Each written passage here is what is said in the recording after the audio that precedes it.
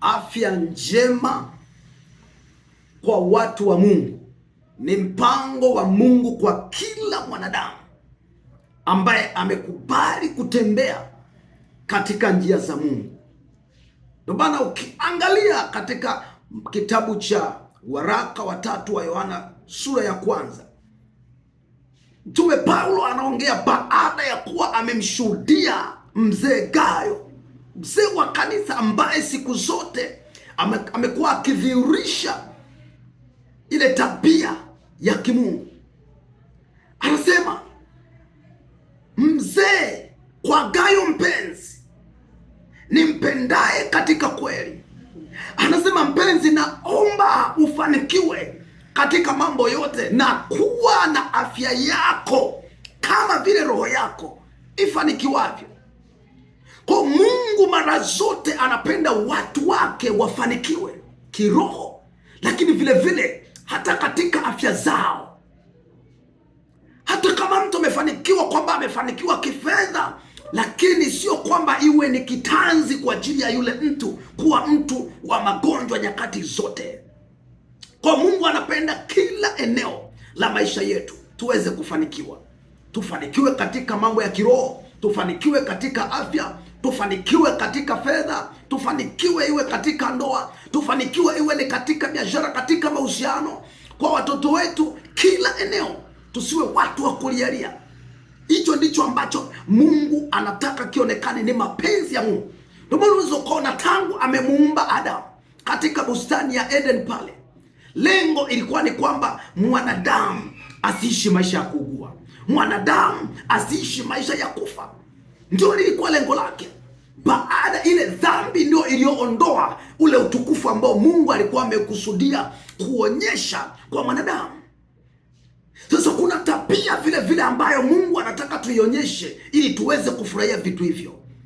Ukionyesha maisha yale ambayo Mungu anayataka, maisha matakatifu, utakuwa ni mtu wa kufurahia afya njema.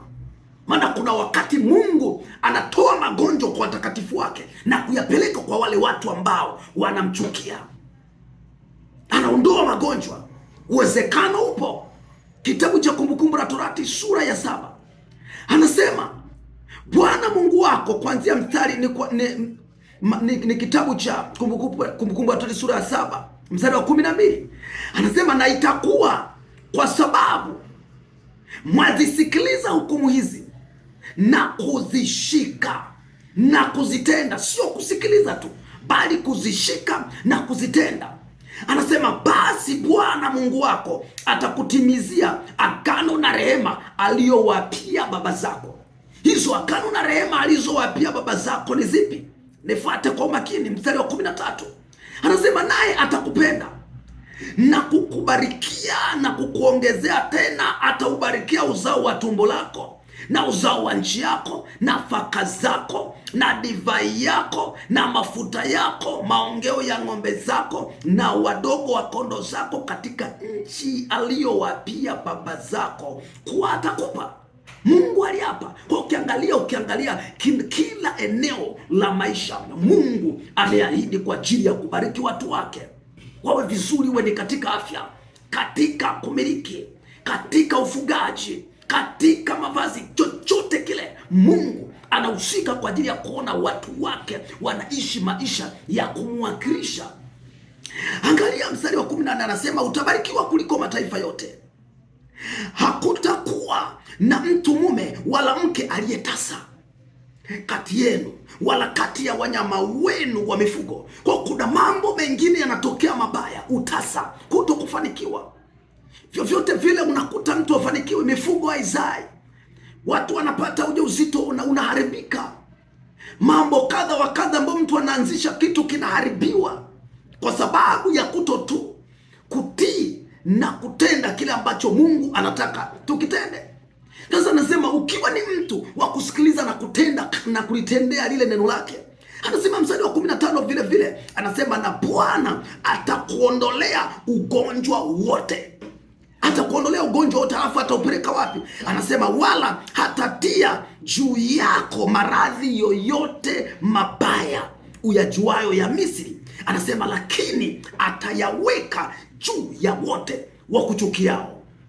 Kuna watu wanaokuchukia, Mungu ndo anawapelekea magonjwa.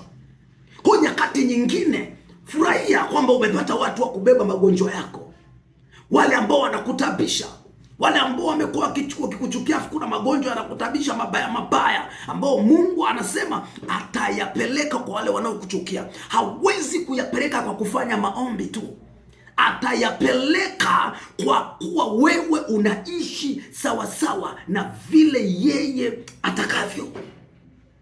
Kwa hiyo ni kiki ya wewe kufurahia afya ya kiungu, ni kiki.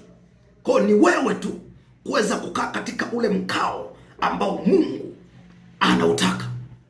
Ukikaa tu hivyo, umealika uwepo wa Mungu, na utaona matokeo mazuri, utaona mafanikio. Kuna watu waliugua wakakaribia kufa, kina Ayubu, kwa miaka mingi. Mtu anatabika, utajiri wake wote umekwisha, lakini kwa sababu aliishi sawasawa na mapenzi ya Mungu atakavyo, ulifika muda Mungu aliondoa ule ugonjwa.